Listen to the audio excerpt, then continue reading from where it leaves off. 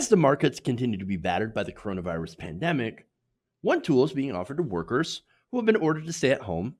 And that tool, of course, has expanded unemployment benefits.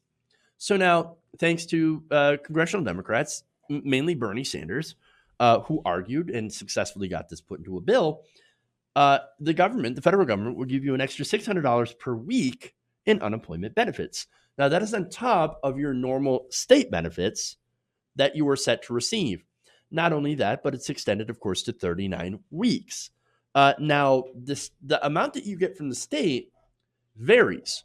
And so in some states with more generous state benefits, you can actually make a decent amount of money, even more so than a living wage in some of these states with the benefits from the federal government included.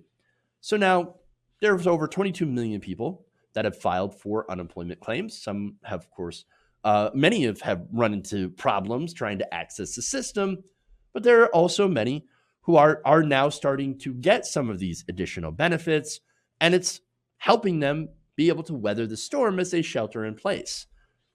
Now, there are some people, however, business owners mainly, that are not happy about people getting these additional benefits, so much so that NPR, some of them went to complain to NPR. Now, this was a coffee shop owner in Kentucky named Sky Marietta. So now she opened up a coffee shop last year, and, she was doing good. She had some customers, and then, of course, you had coronavirus. So now let's go to the NPR piece where she says, quote, I'm sorry, not she, but the NPR piece itself says this: some businesses that want to keep their doors open say it's hard to do so when employees can make more money by staying home.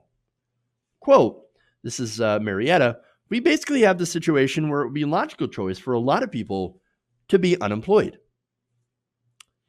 Well, okay, look, in normal times, that's not how this works, okay?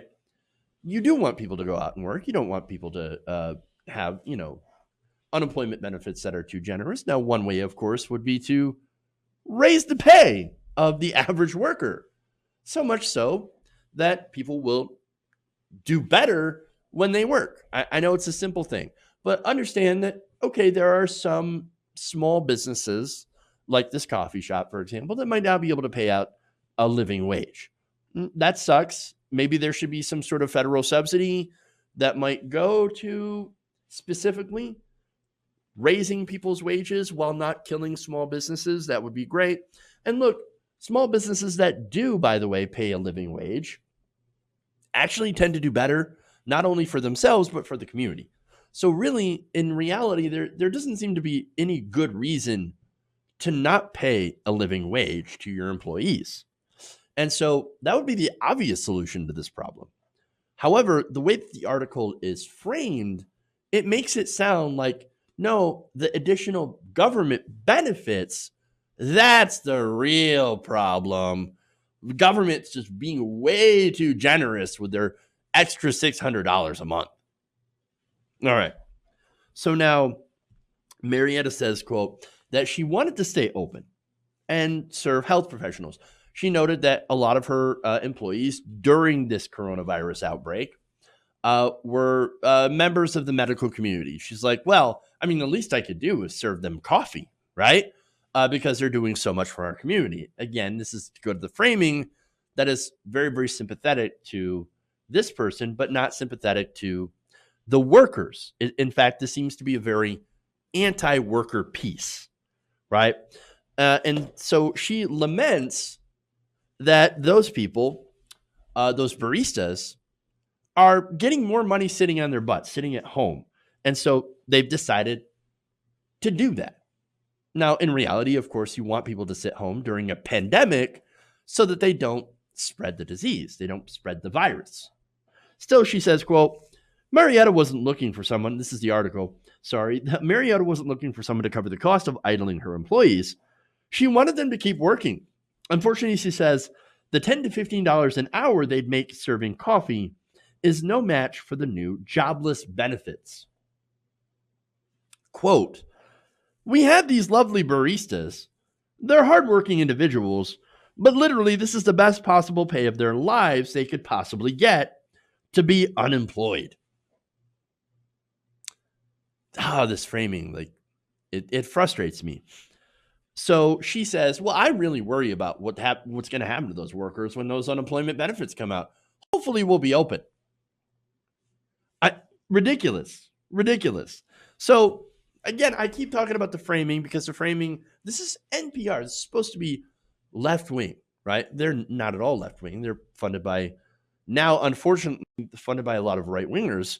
And so now they have this establishment, even conservative bent to them now. And so this is a great example of that conservative bent. And the conclusion that a reader is supposed to draw from this framing is, I can't believe the government would be so generous with those benefits to make people not want to work.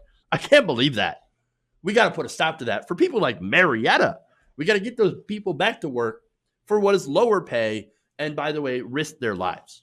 And again, this woman, she wants to keep open during the pandemic. She wants her employees to come back to work during this entire crisis. And again, it's probably because she wants to make money. That's what any business owner wants to do. Of course. Let's just be honest about that. To paint it as anything more than, oh, no, I want to serve my community. Sure, of course, maybe you want to serve your community, but you also want to make money doing it. That's the whole purpose of running a business. Yeah, running a business is to make money by filling a need. And so, again, it's that massive right-wing narrative. And so, look, the thing is to try to paint that narrative at a time where there is, a massively contagious virus out there, and that you have to, it's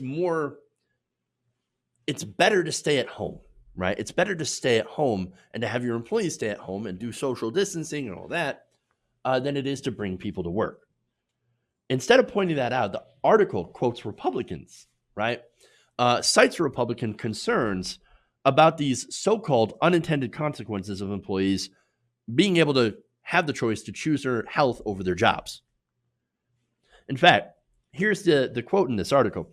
Some Republican lawmakers warned about this unintended consequence of the relief bill when it was being drafted, noting that $600 a week amounts to $15 an hour, more than twice the federal minimum wage. Well, that's your problem there. Maybe the federal minimum wage should be $15 an hour. And then adds in, that's in addition to state unemployment benefits, which vary wildly, from a maximum of $235 per week in Mississippi to $795 per week in Massachusetts. Oh my God, how dare these baristas get anything more than the federal minimum wage, which, by the way, baristas don't. I think generally they're considered tipped workers, right? And in a lot of places, tipped workers get paid $2 an hour, maybe $3 at most. So I forget what the federal minimum wage for tipped workers. I think it's like $2.35. And so now these people, of course, yeah, you're going to get more money than minimum wage. Yes, you're going to take it. You're going to take it. But by the way, this article doesn't even mention the fact that you have to be laid off from your job, right? You have to be laid off from your job. You can't just go and quit a job and then say, unemployment benefits. No, that's not how that works. You have to have been financially impacted by COVID-19 and losing your job for that purpose in order to get, that result, in order to get unemployment benefits. So they don't even know how it works. It's absolutely ridiculous, right? And so the thought, though, is how dare we pay these people more? Because when they come back to work, they're going to start demanding more of us. Oh, man. They're going to actually say that they deserve a living wage because they got a taste of living on high in the hog, which really, $15 an hour, a living wage, is not living high in the hog, by the way. And attempts to paint it as like, oh, that's so much money. That's $30,000 a year.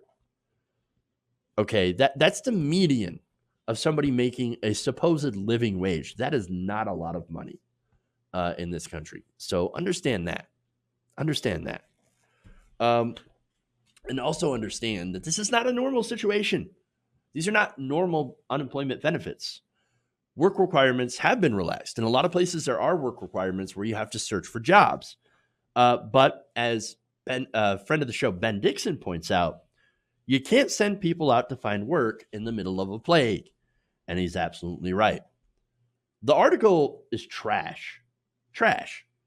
It's pushing a gross right-wing narrative at a time where we need to incentivize people to stay home and close businesses in order to protect human life. Because it turns out you can't exactly run a business or frequent a business as a patron if you're dead. Hey guys, hopefully you enjoyed that free video. Now I'm going to have to ask you a favor. Between the demonetization and the YouTube algorithm messing around with view counts, etc., we're having a hard time adjusting to the new YouTube reality, which is where you guys come in. See, we have a Patreon, patreon.com/TYTNation, set up to help us rely on you guys, the viewers, instead of big corporate ads. Look, you know the show. You know I'm not in favor of big corporations anyway. So help us transition away from relying on the ad model to pay the bills and sign up to be a patron, patreon.com/TYTNation. That goes a long way to help us keep the lights on. And you guys will know that you're supporting independent, progressive media.